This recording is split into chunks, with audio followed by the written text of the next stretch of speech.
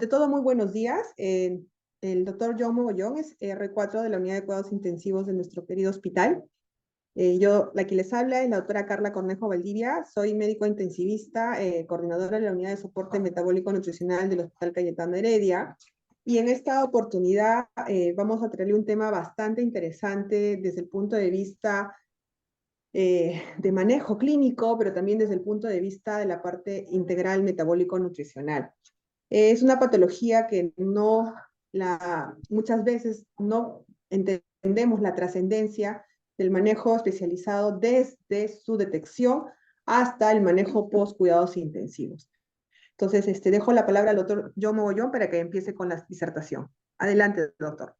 Muy buenos días. Mi nombre es John Mogollón, R4 de Cuidados Intensivos. Estamos con mi tutora, que es la doctora Carla Cornejo, y el tema, como mencionaba la doctora en la introducción, es un tema muy importante y de alta relevancia, como vamos a ver en el transcurrir de la presentación. El tema para hoy es pancreatitis crítica. Entonces, la importancia de esta enfermedad como tal no es solo el diagnóstico, ¿sí? Sino es el manejo y también las secuencias que deja en la parte, ¿cómo se llama?, del soporte familiar, en el soporte hospitalario y sobre todo, como vamos a ir describiendo, es una enfermedad inflamatoria con una alta mortalidad, ¿sí? Donde la autolesión del páncreas, que se genera por las proteasas que se dan a nivel de este mismo órgano, genera un daño, en el caso de las pancreatitis críticas, generalmente irreversible, ¿sí? Y vamos a ver que esas secuelas tienen impacto tanto en la parte socioeconómica familiar como en la parte socioeconómica, como se llama, del Estado. Es así que la incidencia global de estos casos se presenta entre 30 a 40 casos por 100.000 habitantes al año, lo cual, por el tiempo de hospitalización, genera una mayor demanda económica, ¿sí? Afecta también a gestantes y también dentro de ellas los factores de riesgo que aumentan su mortalidad son la relación con la presencia de alcohol y la presencia de triglicéridos elevados, ¿sí?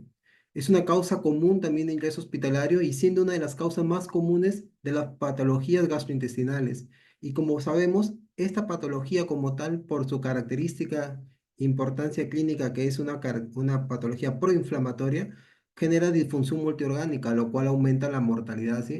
Presentándose con mortalidades diferentes de acuerdo a la estación geográfica que se presente, pero que esta mortalidad llega desde un 3 a un 24%. En nuestro país, su incidencia se presenta de 28 por cada 100.000 casos y donde esta afectación es la segunda causa de ingreso hospitalario de origen gastrointestinal. Podemos ver lo que presenta dos etapas, ¿sí? Que van a ser dos fases muy marcadas. Una que si lo abordamos en tiempo va a ser la que se presenta de disfunciones y de falla orgánica en la primera semana y una tardía que también tiene un impacto en la repercusión del paciente, sobre todo en la parte nutricional, ¿sí? Y de funcionalidad del mismo. Por lo tanto, después de la primera semana ya va presentando las complicaciones que pueden ser locales y como vamos a ver en la fisiopatología de la pancreatitis crítica, la necrosis infectada, la formación de accesos y los pseudoquistes juegan un rol importante en el manejo y en el de estos mismos, ¿sí? Por lo tanto, ¿cómo se llega al diagnóstico? El diagnóstico tiene tres pilares importantes, no necesariamente tienen que estar los tres pilares, pero lo que sí tiene que estar es dos de estos. Vamos a ver un pilar clínico, un pilar laboratorial y un pilar de imágenes. En el pilar clínico, lo importante y uno de los signos que se presentan hasta en el 95% de los casos es el dolor abdominal, que es un dolor en cinturón que se irradia hacia la parte posterior generalmente y que se asocia también de otros síntomas clínicos gastrointestinales, como van a ser náuseas y vómitos, que se pueden presentar entre un 40 a un 80%. Y estas náuseas y vómitos generalmente se deben a otra causa, que es como una secuencia de la misma clínica que presenta ese paciente. Va a presentar ilio, distensión abdominal y como es un estado proinflamatorio, también va a presentar fiebre. Todos estos datos generalmente se asocian a una cascada de inflamación, que es el CIR, y esto se asocia también a un compromiso neurológico, que va a haber trastorno de sensorio, como va a haber alteración del estado de conciencia, irritabilidad en algunos casos, y en la parte clínica, a la hora de la evaluación del paciente, estos pacientes van a presentar elevación de la frecuencia cardíaca, taquipnea y también hipotensión, ¿sí? Que son estados compensatorios. Eso es en la parte clínica. En el pilar laboratorial, vamos a ver que va a haber una elevación de 3 veces el valor, tanto de la amilasa como de la lipasa sérica, y en el estudio de imágenes vamos a ver que aquí hay La tomografía computarizada, que no necesariamente tiene que ser al ingreso del paciente, de que vamos a ver predictores de los estudios de imágenes, y la resonancia magnética juegan un papel importante. Eso es en el grupo etario tanto para niños como para adultos.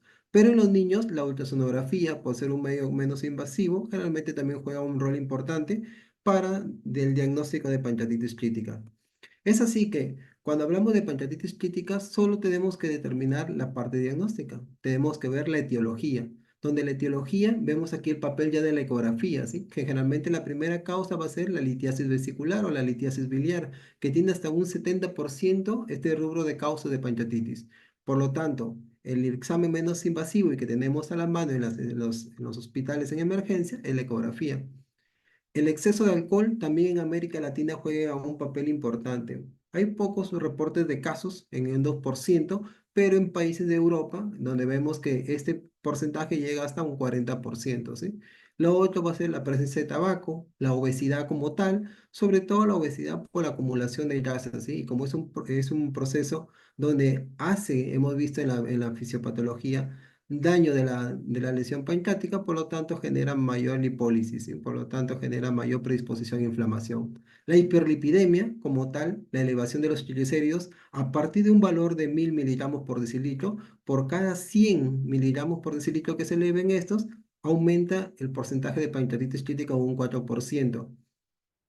No quiere decir que por valores debajo de 1000 miligramos por decilitro no vea ese aumento para hacer una pancreatitis crítica. Por lo tanto, en América Latina se considera como un corte por arriba de 500 miligramos por decilitro como valor estándar para que tenga factor de riesgo para una pancreatitis crítica. Los fármacos juegan un papel importante no solo por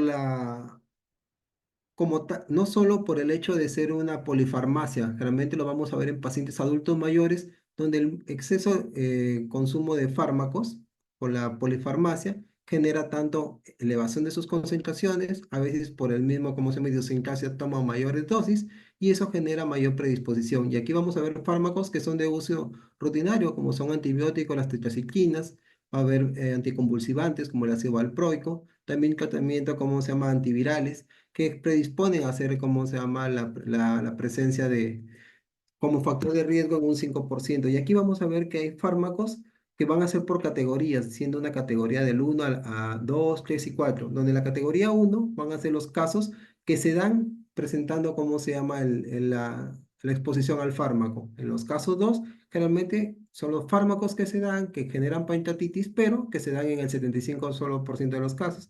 Y en los casos que son aquellos fármacos donde una predisposición de ¿cómo se llama? 2 veces que se le dé el fármaco, generalmente presenta una pancreatitis crítica. Entonces, aquí para poder llegar al diagnóstico de etiología farmacológica, se tiene que hacer un descarte y ver la exposición del paciente, ¿sí? Y aquí vemos los casos de pancreatitis que se reagudizan de acuerdo a la evolución. La CEPRE, que es un procedimiento en los casos de presencia de cálculos en la vía biliar, donde genera el 9 al 14% por dilatación o edema del esfínter de Oddi, ¿sí?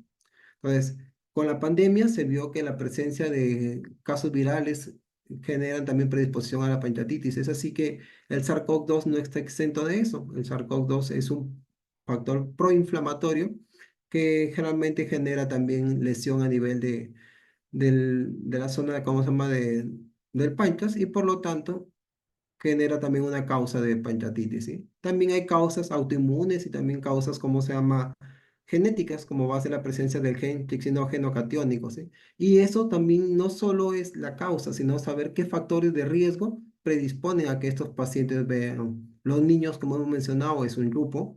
El sexo femenino, generalmente las mujeres tienen, como se llama?, 2/3 de la presencia de casos de pancreatitis crítica, la presencia de tener, como se llama?, VIH, y los factores de riesgo que hemos visto en los adultos mayores, que son la polifarmacia también, y las enfermedades inflamatorias gastrointestinales. Es así que en la fisiopatología, lo más importante de saber es que hay una unidad que se llama célula cinar. Esta unidad como tal se encuentra en el páncreas y por lo tanto, lo que vemos es que el exceso de calcio es que entra al núcleo de esta célula, genera dos cosas importantes. Genera que vea acumulación de esto y que vea sobre todo alteración en unos receptores que son los receptores de ciclosilina y también los receptores muscarínicos tipo 3, ¿sí? Donde en la función de ellos va a ser aumentar la permeabilidad de estos canales que son estos canales que son los MCU, que son, va a ser el canal unipolar de calcio mitocondrial, donde esta permeabilidad que se genera aquí permite que vea mayor ingreso de calcio. Por lo tanto, el calcio, como vemos en la imagen D, se va a acumular y es que la pancreatitis a nivel de retículo endoplásmico aumenta su concentración de calcio. Ese aumento de concentración de calcio va a generar un desorden en la estructura, en la estructura mitocondrial y por lo tanto va a generar de persistir esta o lo que se le conoce como una muerte celular programada y que con el tiempo de perseverar lo que va a generar disfunción y muerte, ¿sí? Por lo tanto, lo más importante de ver que una pancreatitis como una inflamación local de un órgano se vuelve sistémica es porque existen marcadores proinflamatorios, como hemos mencionado, que es el factor de necrosis tumoral asociado a la interleuquina tanto 1 alfa, 1 beta, 6 y 18, lo cual generan inflamación que puede ser en unos casos linfática o también puede ser un compromiso sistémico, con compromiso hepático, pulmonar, cardíaco, gastrointestinal y también renal, que vamos a ver que es uno de los órganos también que es importante, por lo cual genera una cascada inflamatoria que es el SIR, y esto genera una tormenta de citoquinas donde va a haber una muerte celular programada, y ahí vamos a ver los pirautosis, la apoptosis, la necrosis, que me llevan a síndrome de disfunción orgánica, y esto a su vez la muerte. Pero no todo es inflamación, el organismo como una respuesta compensatoria genera, como se llama, un mecanismo antiinflamatorio, ¿sí? Pero que en muchos casos no es lo suficiente para compensar esta cascada inflamatoria, esta tormenta de citocinas. Por lo tanto, asociado a esta inflamación, ¿qué es una de las causas que más nos peligra? Que esta inflamación se vuelva, como se llama, infecciosa. Por lo tanto, aquí vamos a ver que uno de los pilares en el manejo va a ser intentar darle soporte a esta cascada inflamatoria, pero que si se aumenta un factor infeccioso, como va a ser como la translocación bacteriana, que lo cual genera síndrome de inflamación persistente, inmunosupresión, catabolismo, ¿por qué? Porque toda la flora que estaba a nivel del lumen por edema, por inflamación que altera la permeabilidad de esta, genera un patobioma virulento y a su vez genera mayor inflamación. Y esto es lo que mencionábamos, como una inflamación local se vuelve sistémica.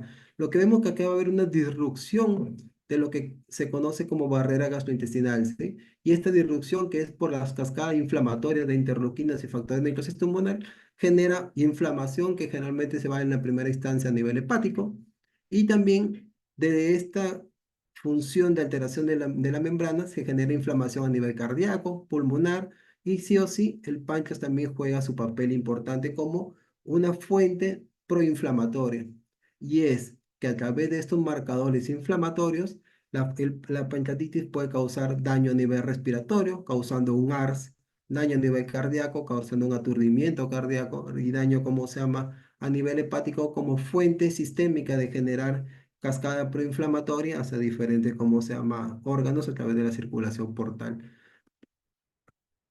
Entonces, cuando llega el paciente a emergencia o al área crítica, lo que tenemos que ver es que existe un criterio de gravedad, donde podemos ver que es una gravedad prevista y una gravedad real. La prevista es la que la valoran en emergencia y nosotros tenemos que saber qué paciente ingresa con nosotros, ¿sí? Por lo tanto, lo que vemos acá son marcadores de inflamación y sobre todo marcadores que predisponen en la evaluación prevista si es que el paciente tiene un factor de riesgo para hacer una pancreatitis crítica grave. Por lo tanto, el VISA juega un papel importante, donde viendo función de nitrógeno, ver cómo se llama el estado mental, ver la escala de inflamación, ver la edad como factor de riesgo y ver si hay características a nivel pulmonar como infusión pleural, determinas que este paciente va a tener un riesgo para hacer una mortalidad, ¿sí?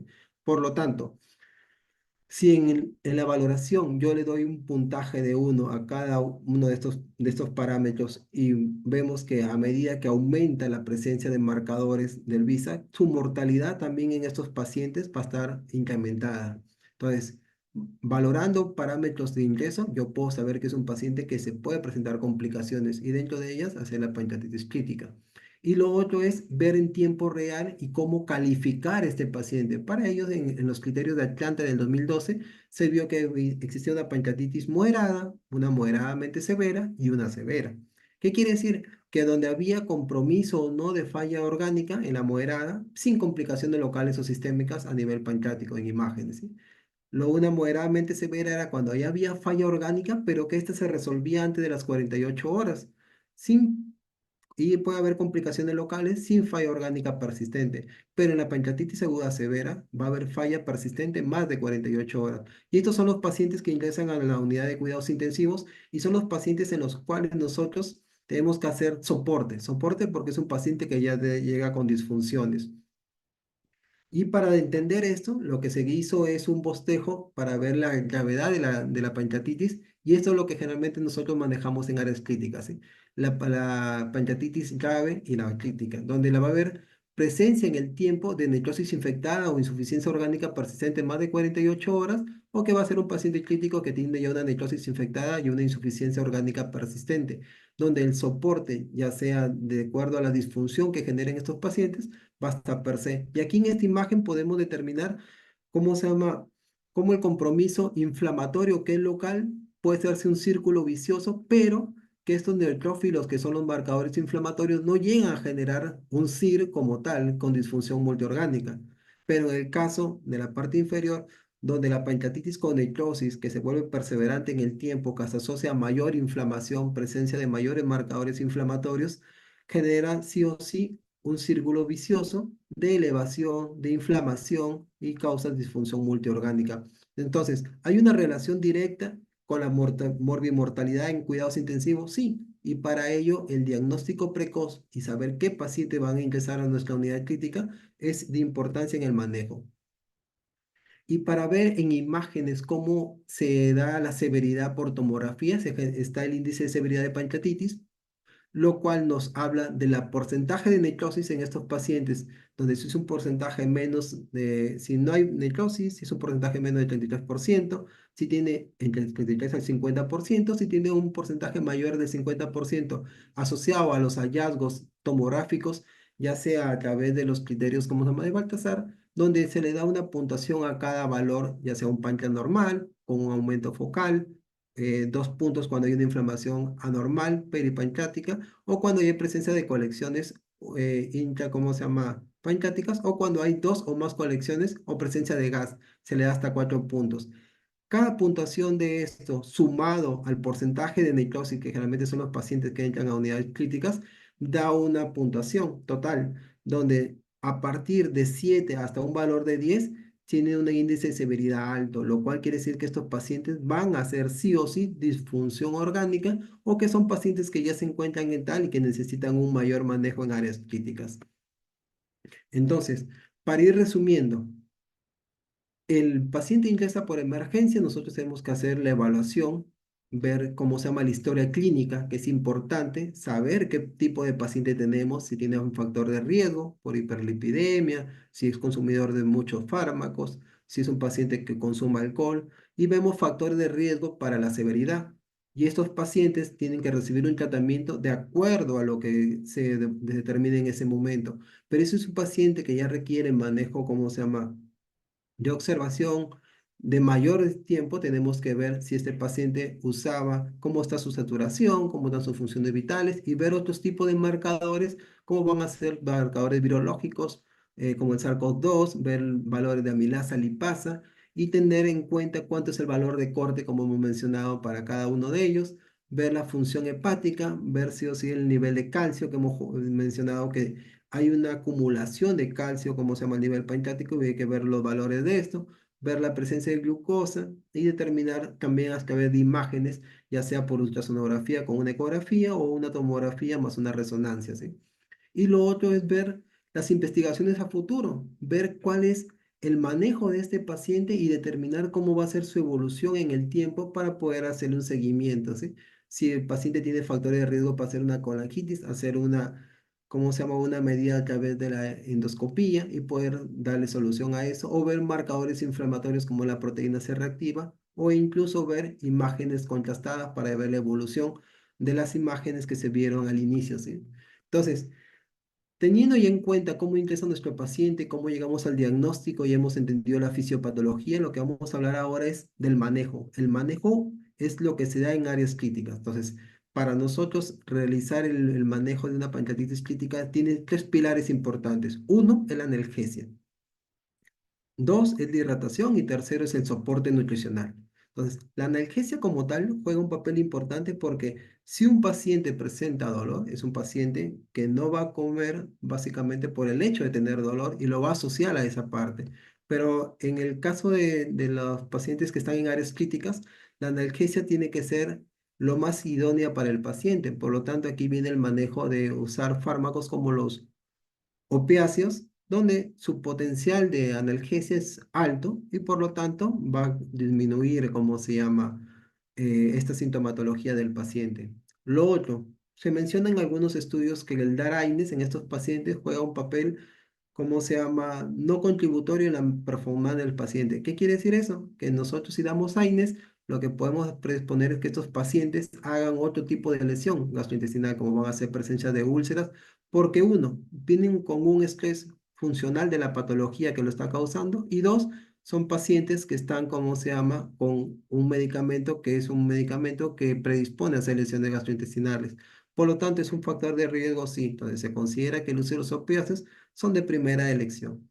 El segundo pilar es la hidratación y el tercero es el soporte nutricional. Cuando hablamos de hidratación, tenemos que hacer una valoración desde el inicio. Por eso es que en esta charla hago hincapié en que el paciente cuando ingresa a emergencia es un paciente que nosotros tenemos que saber esa historia. ¿Por qué? Porque puede ser un paciente que estuvo con náuseas, con vómitos, con intolerancia oral, es un paciente que tuvo distensión abdominal y por lo tanto no tenía una hidratación adecuada, ¿sí? Entonces es un paciente que ingresa deshidratado a la emergencia, donde incluso al hacer exámenes puede haber una elevación del hematocrito o incluso también puede haber signos de hipoperfusión, ¿sí? Como llenado capilar mayor de 3 segundos, que vea taquicardia, hipotensión. Entonces, estos pacientes lo que tenemos que hacer es darle una resucitación de líquidos. Por lo tanto, nosotros tenemos que optimizar, perdón, esa hipovolemia para incluso ver que vean, ¿cómo se llama? Ver la secuencia de los signos de hipoperfusión tisular. Entonces, ¿qué es lo que hacemos? Darle bolo de fluidos y dentro de los fluidos, el fluido de elección es el lactato Ringer, ¿sí? Donde en el soporte inicial tenemos que darle volúmenes o bolos, perdón, de 10 cc por kilo en un tiempo de 10 minutos, de 30 minutos e irlos valorando, ¿cómo se llama? Si posteriormente disminuye la frecuencia cardíaca, si mejora la presión arterial y si pasa eso, nosotros tenemos que ir viendo que el paciente tiene que irse recuperando. Pero si es un paciente que a pesar del soporte, ¿cómo se llama? Con hidratación, sigue hipotenso, es un paciente que sigue taquicárdico, tiene llenado capilar más de 3 segundos, entonces es un paciente que le toma una gasometría y tiene una hiperlactacidemia, quien nos está hablando de que hay hipoperfusión. Por lo tanto, nosotros ¿qué tenemos que hacer? Avisarle al área crítica a unidad de cuidados intensivos para manejar cómo se llama este paciente. Y estos son los pacientes que ingresan a nuestra unidad, aquellos que necesitan un soporte. Y si un paciente está hipotenso, nosotros tenemos que dar soporte vasopresor, ¿sí? El inicio de los vasopresores juega un papel importante, ¿sí? Antes se consideraba que hay que dar bolos y ver que vea una respuesta. Ahora se puede dar fluidoterapia y también el inicio del soporte vasopresor para optimizar nuestra presión arterial media, ¿sí? Entonces, si en el tiempo este paciente no se pudo compensar en la admisión, es un paciente que pasa a nuestra área, donde posteriormente ya tenemos que hacerle infusión, como se llama, de líquidos, y acá se optimiza a través de 1.cc por kilo por hora dentro de las primeras 24 hasta las 48 horas. Y nosotros tenemos que ir viendo la respuesta, así como hemos mencionado los parámetros anteriores. ¿Y cuáles van a ser nuestros objetivos? Primero, que tenga una PAN mayor de 65, que vea un flujo urinario mayor de 0.cc kilo y que también tenga un llenado capilar menor de 3 segundos y que vea depuración de lactato. Si hubo un paciente que ingresó con hiperlactacidemia, nosotros tenemos que hacerle una curva de ese lactato y ver yendo cómo se llama, cómo depura esto. Y lo ideal es tener un lactato debajo de 2 milimol por litro, ¿sí? ¿Y cuándo debo ver de que si ese paciente persiste con clínica, nosotros tenemos que aumentar la oxigenación, si el paciente requiere, como se llama, mayor soporte oxigenatorio, si es un paciente que tiene síntomas de distrés respiratorio, si comienza a presentar edema, yo tengo que decir, stop, ya estoy sobrecargando a este paciente, ¿sí? Entonces, tengo que hacer una ecografía pulmonar para determinar dentro de mi evaluación si es un paciente que estoy beneficiándolo con hidratación o lo estoy sobrecargando, ¿sí? Entonces, tenemos que hacer el manejo dinámico, porque esa es una unidad crítica, ¿sí? Dar soporte y valorar cómo responde este paciente al soporte que le estamos dando.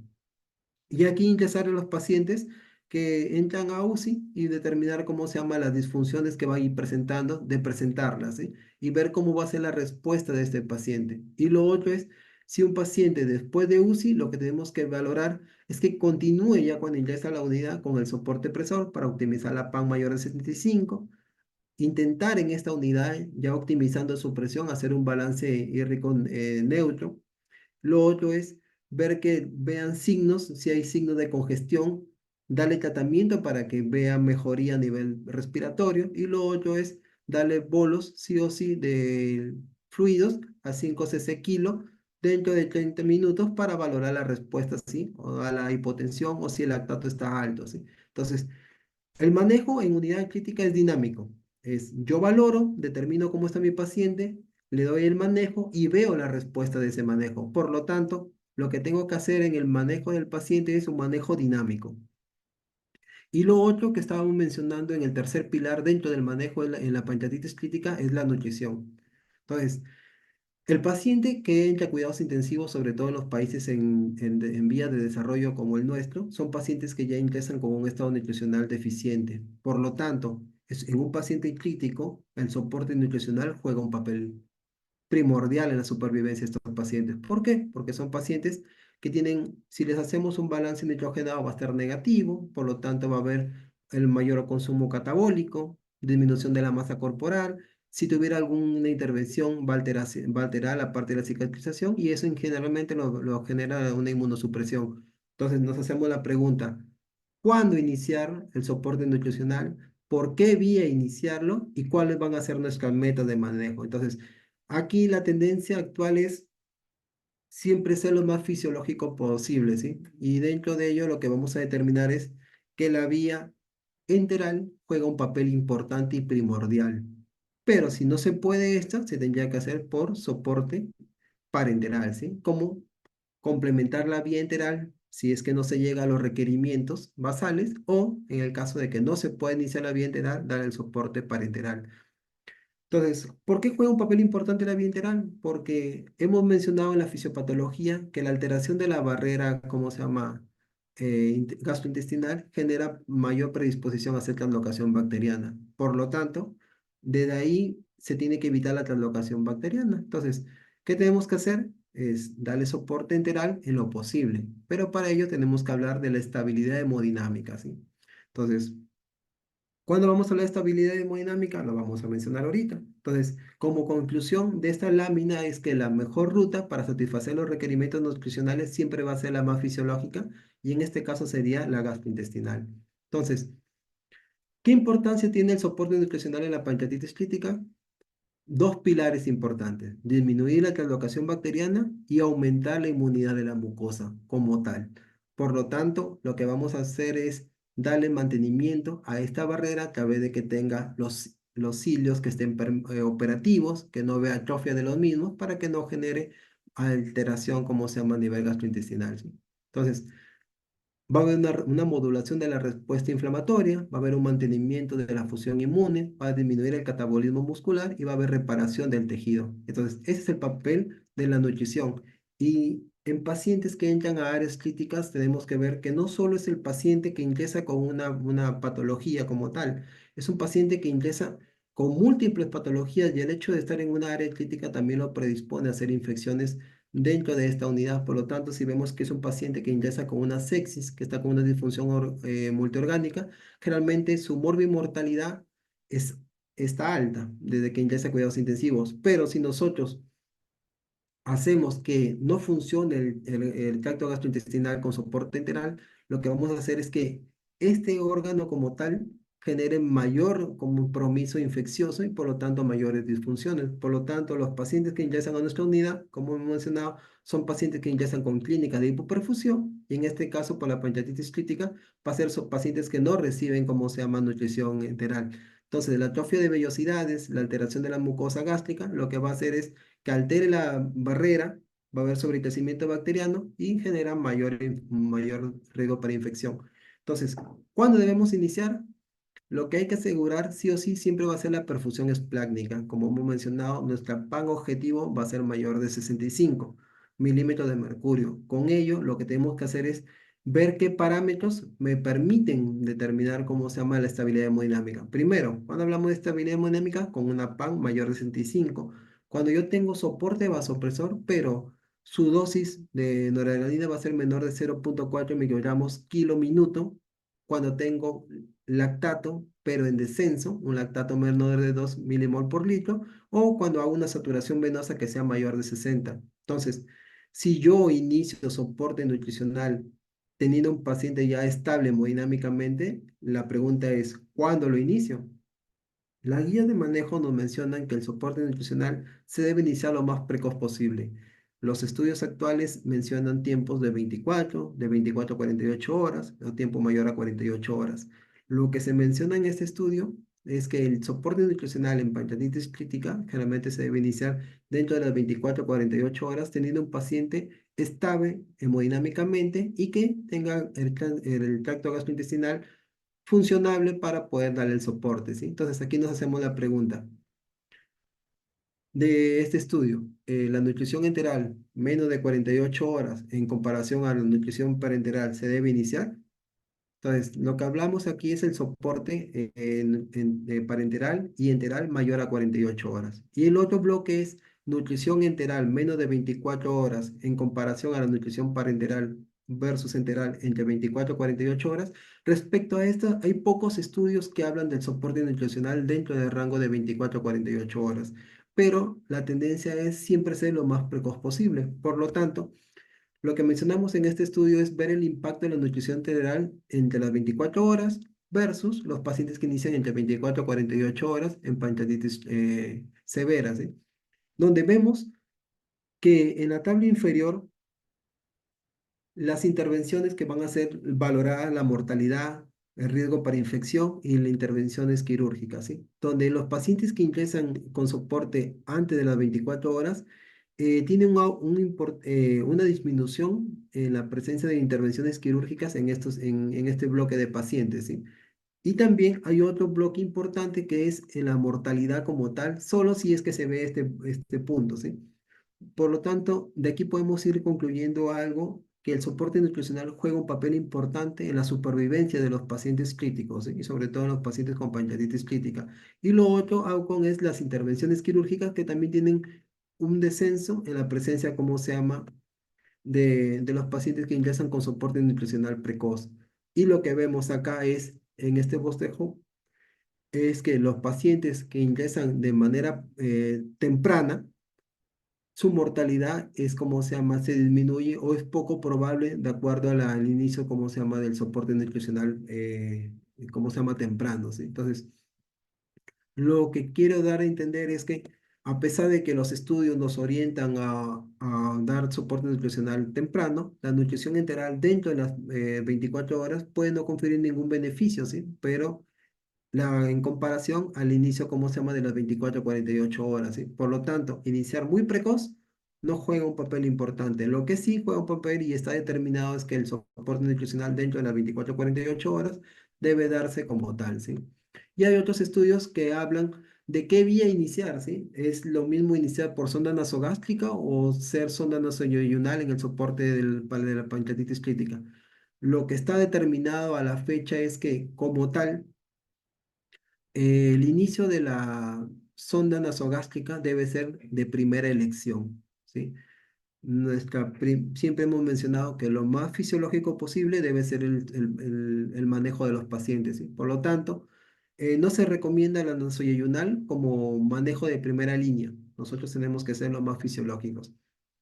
Entonces aquí hay estudios como el de Suhan, el de Shang y el de Shin, donde nos mencionan que son ensayos clínicos, como se llama, donde se ve la mortalidad de estos pacientes en comparación al inicio por sonda nasogástrica o sonda nasoyunal, donde no hay diferencias significativas en la evolución de la mortalidad de estos pacientes e incluso no hay incidencia tanto para las complicaciones infecciosas, digestivas y la estancia hospitalaria. Por lo tanto, ¿cuál va a ser el primer, cómo se llama? eje de elección en el soporte nutricional, dar soporte enteral por sonda nasogástrica, ¿sí? Siempre y cuando el paciente esté estable hemodinámicamente y tenga, como se llama, criterios para iniciar, ¿sí? Entonces, ¿cuándo debemos ver que un paciente no tolera este soporte por sonda nasogástrica? Siempre y cuando el paciente presente vómitos, si el paciente presenta diarrea? En estos casos, estos pacientes van a presentar, como se llama, intolerancia, por lo tanto debemos dar otro soporte, ¿sí? Si no se puede por la sonda nasogástrica, podemos utilizar el soporte por sonda nasoiyunal, ¿sí? Y en los pacientes que están en áreas críticas y que han ido evolucionando de manera favorable, que pasan de esta cascada de tormentas y citocinas y necesitan, como se llama, mayor soporte, cuando iniciar la vía oral. Entonces, la vía oral se debe iniciar siempre y cuando el paciente ya tenga, como se llama, haya salido de los criterios tanto de dolor, del paciente que no tenga un hilio, del paciente que no tenga náuseas, del paciente que no tenga vómitos y que también tenga descenso en las amilasas y la lipasa, ¿sí? Entonces, con ellos yo debo iniciar sí o sí mi soporte por vía oral, pero no debemos retirar los dispositivos porque puede que estos pacientes tengan intolerancia y se requiera de nuevo reiniciar, ¿sí? Entonces, aquí se habla de un término que es la reeducación en el soporte nutricional en áreas críticas, ¿sí? Generalmente lo que hacemos nosotros es dar incluso, ya a medida que va avanzando el paciente, ya no darle el soporte nutricional continuo, sino darle en bolos, ¿sí? Y hacer que sea lo más fisiológico posible, como es el soporte, como se llama en el paciente que ya está yendo de salida, ¿sí? Lo otro es cuando no iniciar. Generalmente sabemos las indicaciones, pero generalmente lo otro punto es que no debemos iniciar cuando un paciente tiene un shock no controlado, o sea, cuando está inestable, cuando tiene una hipoxemia, y para eso valorábamos la saturación, cuando hay presencia de residuo gástrico mayor de 500 cc en 6 horas, cuando hay isquemia intestinal o obstrucción intestinal, cuando hay un síndrome compartimental abdominal. Y este término no olvidemos, el síndrome compartimental abdominal es una complicación de los pacientes que tienen pancreatitis crítica y lo vamos a mencionar como un punto fuerte en las pancreatitis críticas y dentro de ellas en el manejo que se debe hacer de ellas. Cuando hay hemorragia gastrointestinal y cuando hay acidosis no controlada, lo cual nos habla de hipoperfusión. Entonces, las indicaciones de la nutrición parenteral tienen que ser, ¿cómo se llama?, adecuadas. Y ahí mencionamos que el síndrome intestino corto, la falla intestinal, los procesos inflamatorios, la presencia de fístulas con volúmenes mayores a 1500, obstrucción intestinal, la peritonitis y un hilo paralítico que hemos visto que es uno de los pilares en la clínica de los pacientes con pancreatitis, juegan un papel importante en iniciar el soporte parenteral, ¿sí? Entonces, ¿cuándo iniciamos nutrición parenteral suplementaria? Cuando el paciente no progresa la nutrición enteral y el aporte que le doy es insuficiente.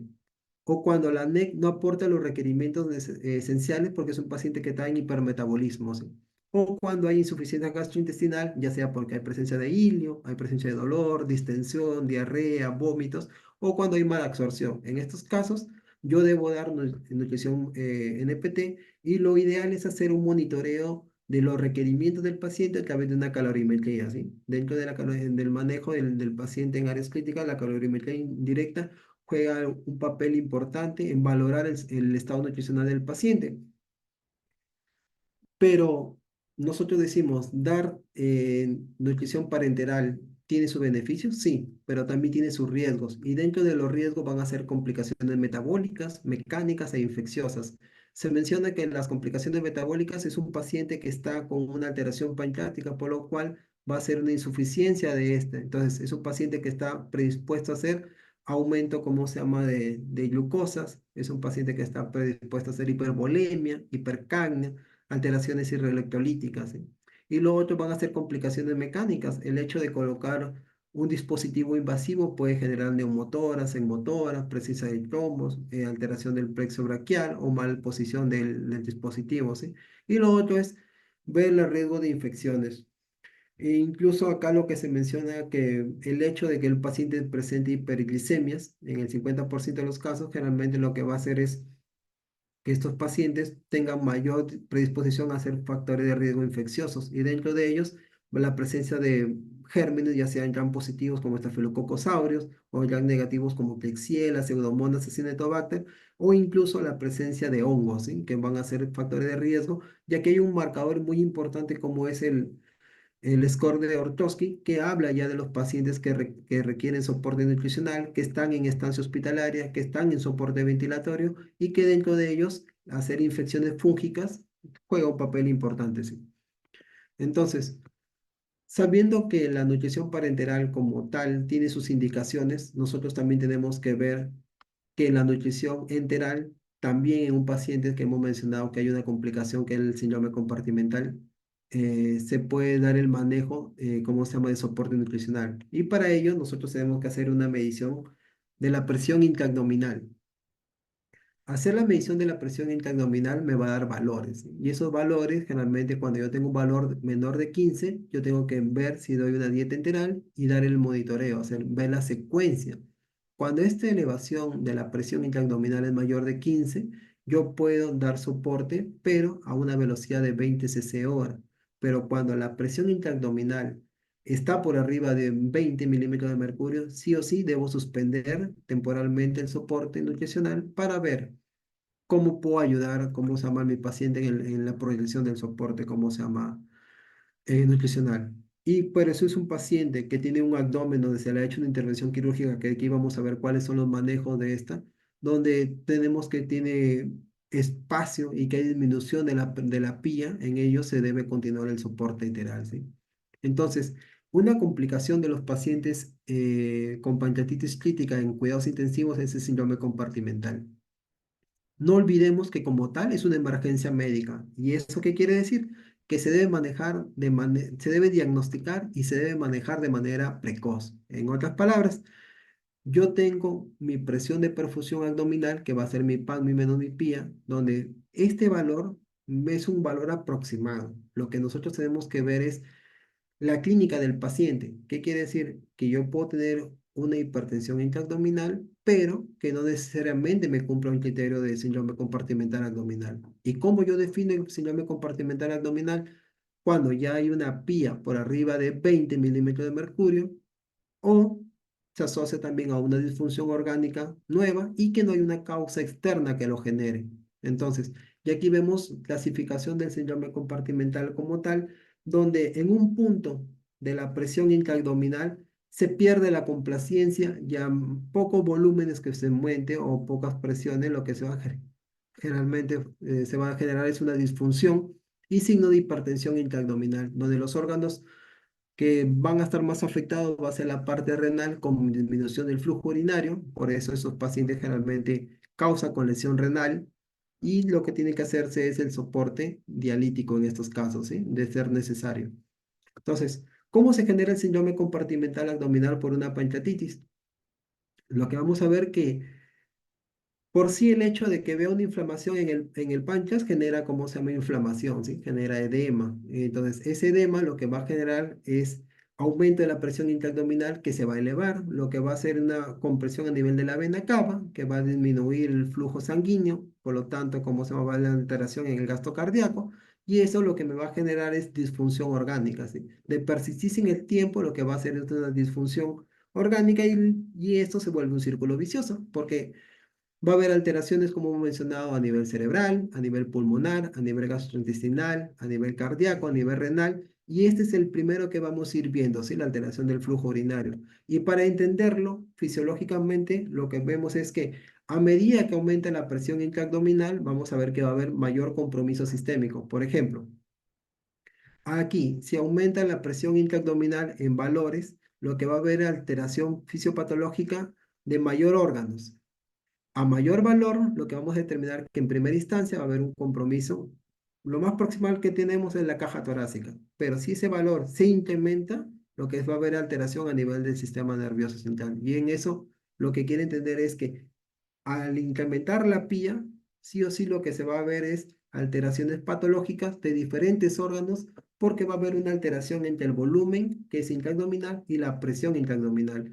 Quiere decir que a mayores presiones intraabdominales ya no va a haber capacidad de la cavidad abdominal para poder compensar estas presiones y lo que va a haber es un incremento vertical por aumento de la presión intraabdominal, ¿sí? Entonces va a haber mayores disfunciones.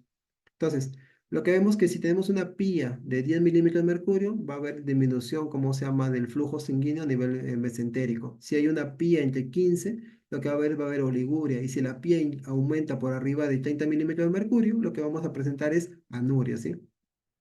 Entonces, ¿qué quiere decir eso? Que nosotros teniendo un valor de mi presión intraabdominal, lo que podemos ir determinando es que van a haber disfunciones de diferentes órganos y dentro de ella la principal que puede ser la renal o la que podemos monitorizar de manera más precoz. Pero si eso persiste en el tiempo, lo que vamos a ver que es van a haber disfunciones neurológicas como alteración del estado mental, encefalopatía, alteraciones cardíacas como disminución del gasto cardíaco, sobrecarga del ventrículo derecho. Y lo otro es lo que veíamos, ¿sí? A nivel renal, que va a ser disminución del flujo sanguíneo renal, disminución, como se llama, de la tasa de filtración glomerular, porque va a haber una lesión renal propiamente dicha. Y lo que vemos en la clínica que va a ser oliguria y la presencia de anuria de acuerdo al valor de la pía que se presente, ¿sí? A nivel, como se llama, mesentérico, disminución del flujo sanguíneo celíaco, lo cual genera que estos órganos o intestinos sean hipoperfundidos. Si hay hipoperfusión, va a haber daño endotelial. Si hay daño endotelial, recuerden que el tracto gastrointestinal es una caja de Pandora que tiene muchos gérmenes, ¿sí? Entonces, si se altera esta permeabilidad, ellos van a salir y van a generar, como se llama, translocación bacteriana y por aumento de la permeabilidad, como se llama, intestinal, ¿sí?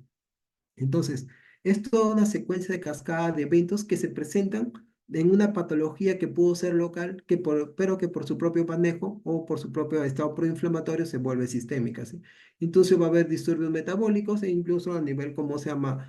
Ventilatorio, cuando el paciente ingresa a soporte ventilatorio, va a haber disminución de la compliance, disminución de la presión de oxígeno, e incluso cuando hacemos el monitoreo, ¿cómo se llama? Mecánico ventilatorio, va a ser pacientes que tienen incremento de la presión plató. Entonces, este estado de síndrome compartimental por una pancreatitis aguda se clasifica en primario, secundario y terciario, ¿sí? Donde una lesión puede ser como se llama abdominopélvica, que puede generalmente requerir un manejo, ¿sí? Pero en las condiciones a partir de las secundarias, donde son condiciones que originan en la región abdominopélvica, estas causas o estas fuentes de origen tienen que ser manejadas de acuerdo a la noxa que lo genere. Y nosotros vamos a estar acá, en la pancreatitis crítica, que son enfermedades médico-quirúrgicas, pero que persistieron en el tiempo y donde el manejo de ellas va a tener que ser sí o sí agresivo de acuerdo a lo que tengamos en momentos, ¿sí? Entonces, la pancreatitis como patología médica tiene una causa subaguda porque se da en el tiempo, en pocos días, y donde el manejo generalmente va a ser médico quirúrgico, ¿sí? De acuerdo a la evolución clínica. Entonces, este es un estudio que me gustó mucho y lo pongo acá porque los factores de riesgo para hacer síndrome compartimental y hacer disfunciones, y esas disfunciones me aumentan la estancia hospitalaria de estos pacientes, y al tener mayor estancia hospitalaria en UCI, aumenta su factor de mortalidad, ¿sí?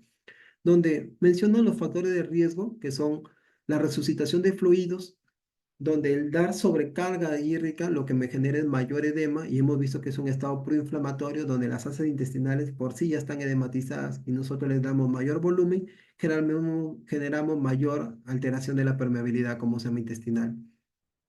La acidosis, la hipoperfusión, la gastroparesia, el hilio, el ARS, la hipotermia, el soporte ventilatorio, ¿sí? No adecuado, la presencia de intervenciones quirúrgicas, una infección abdominal, son factores de riesgo que me aumentan los días de estancia hospitalaria, pero sobre todo el punto de corte es a partir del quinto día, ¿sí?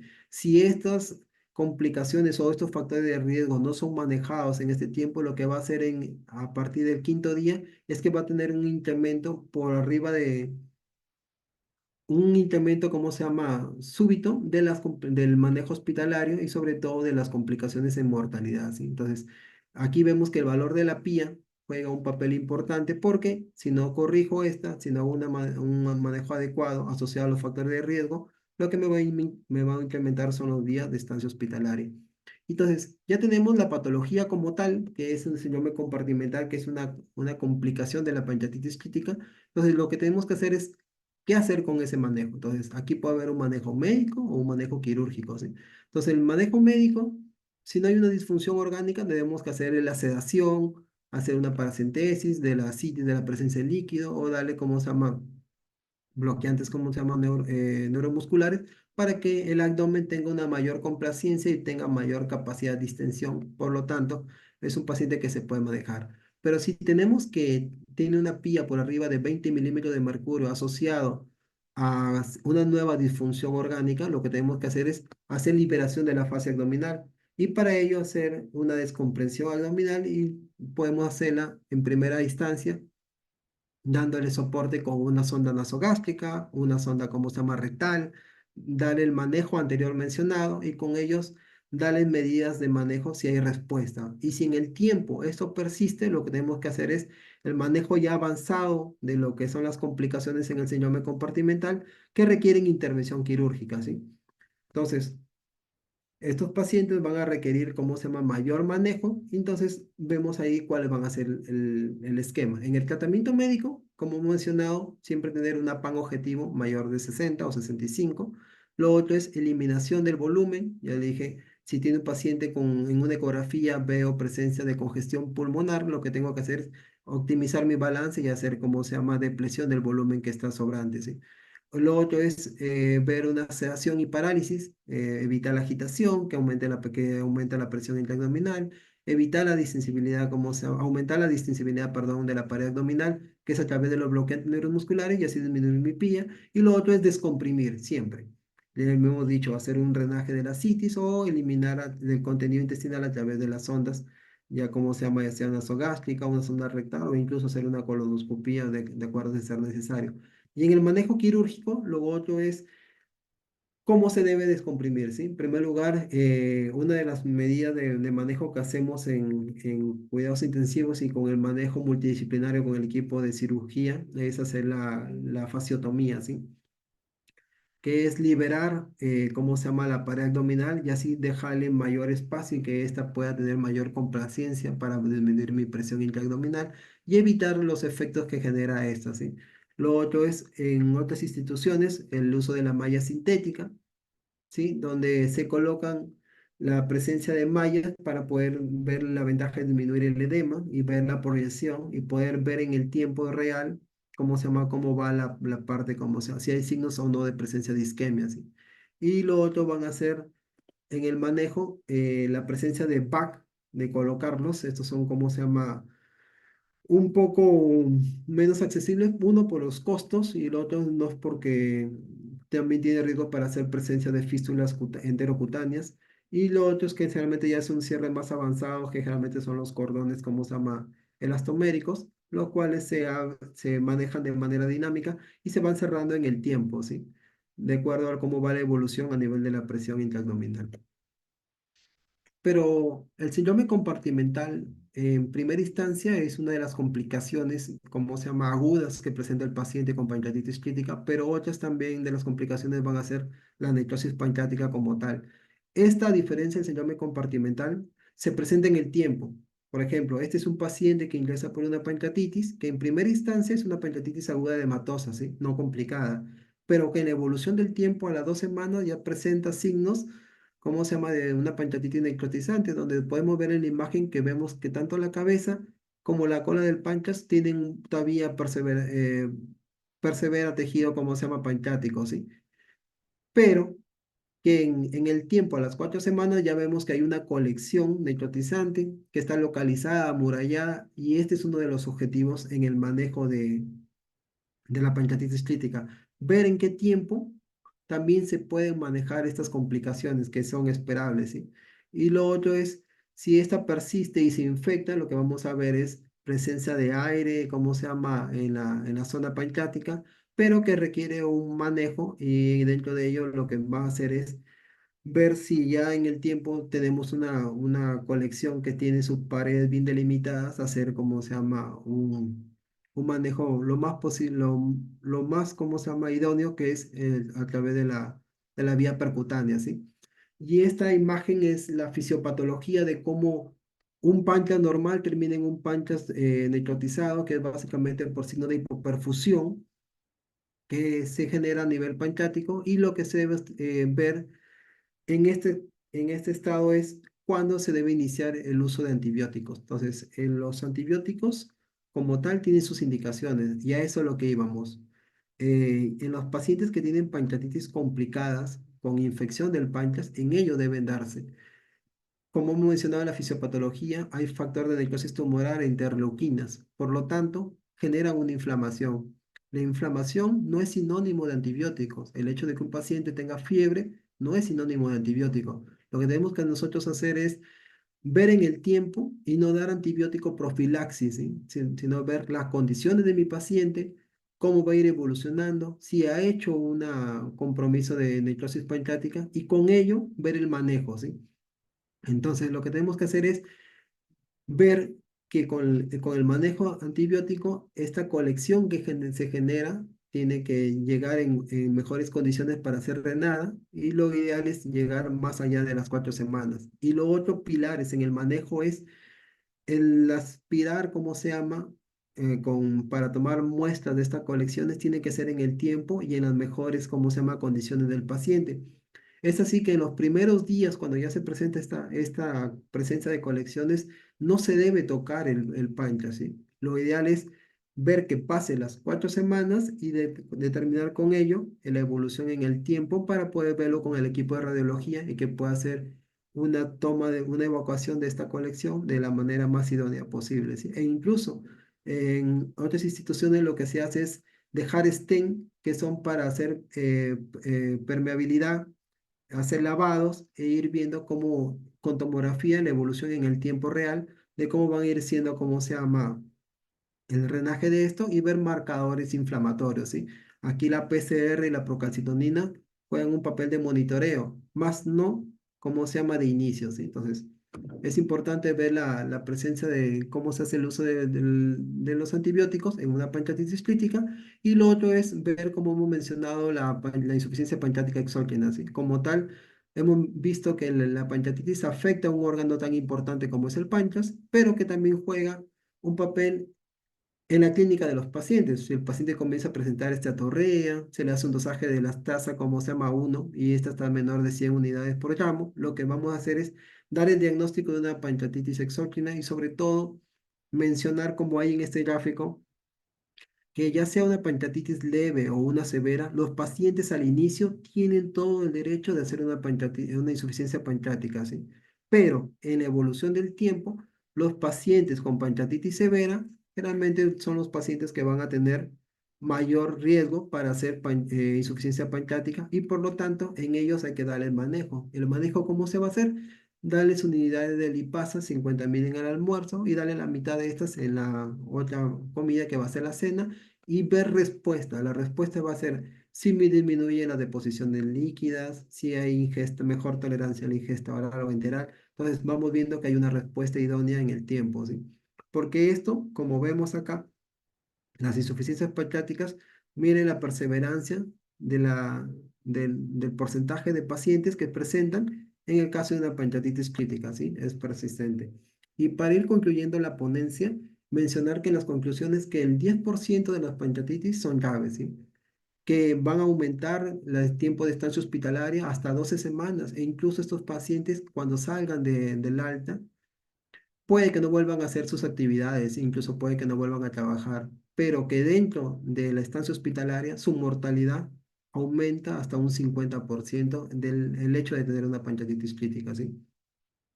Como hemos visto, no existe ningún fármaco que pueda tratar por sí sola la pancreatitis crítica y sus complicaciones. Lo que nosotros tenemos que hacer como médicos de áreas críticas es dar el soporte y ver en el manejo multidisciplinario qué complicaciones tienen estos pacientes y las manejando, ¿sí?